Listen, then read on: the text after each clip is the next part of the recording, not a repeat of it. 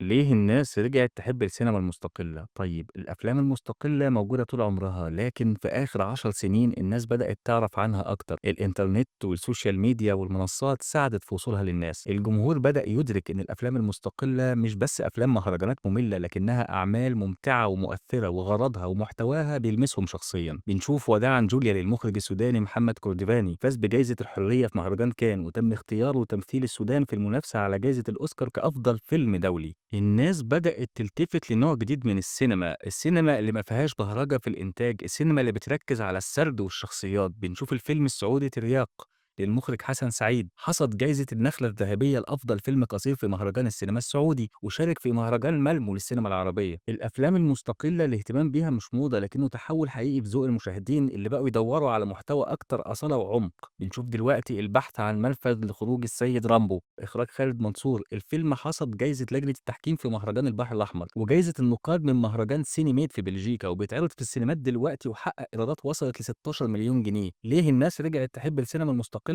الناس بدأت تعرف طريق لحدوتة ممتعة أكتر غير حدوتة السوبر هيرو. سلام.